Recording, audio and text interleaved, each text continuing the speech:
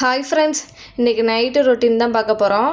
நைட்டுக்கு டின்னருக்கு சாம்பாரும் தோசையும் தான் செய்ய போகிறேன். வாங்க இப்போ சாம்பார் எப்படி வைக்கிறதுன்னு பார்க்கலாம். கொஞ்சம் போல் துவரம்பருப்பும் பாசிப்பருப்பும் எடுத்திருக்கேன். நல்ல தண்ணியில் 2 முறை நல்லா கழுவிட்டு பருப்புக்கு தேவையான தண்ணி எடுத்திருக்கேன்.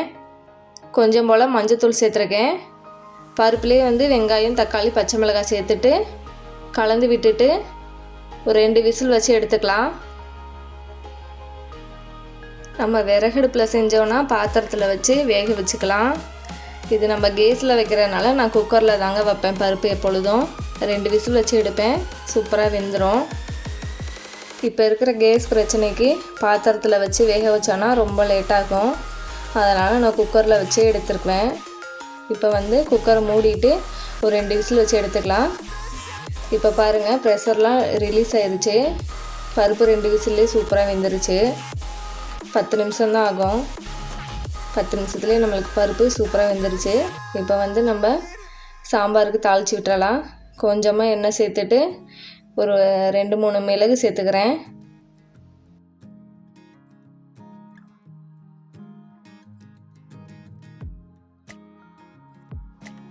ஒரு ஸ்பூன் கடுகு உளுந்தம்பருப்பு, 1/2 ஸ்பூன் ஜீரகம் சேர்த்துட்டு பொரிஞ்சதுக்கப்புறம் 3 காய்ந்த வத்தல், கருவேப்பிலை, கொஞ்சம் வெங்காயம், ஒரு தக்காளி பழம் பொடியாக கட் பண்ணி சேர்த்துருக்கேன். நம்ம பருப்புலேயே தக்காளி வெங்காயம் சேர்த்துருக்கோம். இதில் சேர்க்க வேண்டிய அவசியம் இல்லை.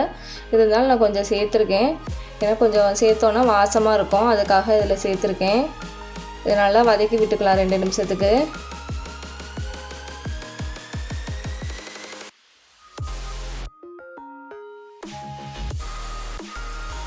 நான் சாம்பாரில் வெறும் கத்திரிக்காய் மட்டும்தான் சேர்த்துருக்கேன். நீங்கள் கேரட்டு, பீன்ஸு, உருளைக்கிழங்கு இது மாதிரி எந்த காய்கள் வேணாலும் சேர்த்துக்கோங்க. நான் கத்திரிக்காய் மட்டும்தான் சேர்த்து இன்றைக்கி தோசைக்கு சாம்பார் பண்ணியிருக்கேன். இதுவுமே நல்லாயிருக்கும். காய்க்கு தேவையான சால்ட்டை சேர்த்துட்டு மிக்ஸ் பண்ணி விட்டுட்டு இந்த எண்ணெயிலே ஒரு 2 நிமிஷத்துக்கு வேக வச்சுக்கலாம். பருப்பில் சேர்க்குறதுனால சேர்க்கலாம். நான் இந்த மாதிரி தாளித்து விட்டு வைப்பேன். இது தோசையோடு சேர்த்து சாப்பிட்றதுக்கு நல்லாயிருக்கும்.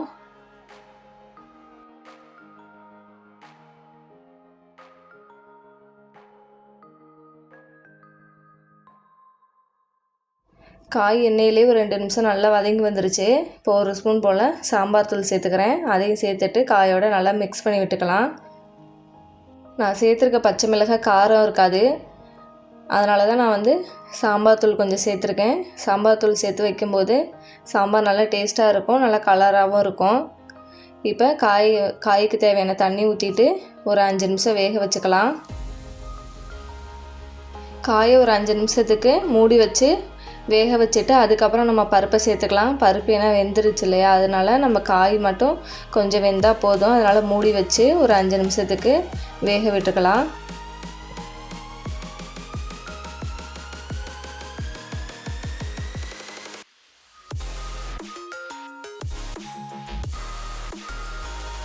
காய் சூப்பராக வெந்துருச்சு.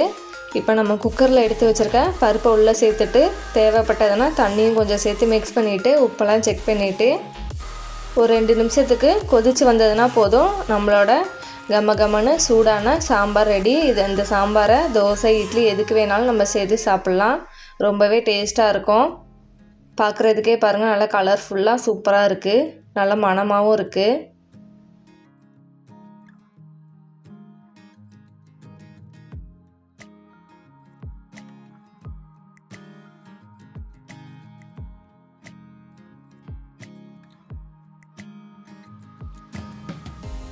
இப்போ சாம்பார் ரெடி ஆயிருச்சு.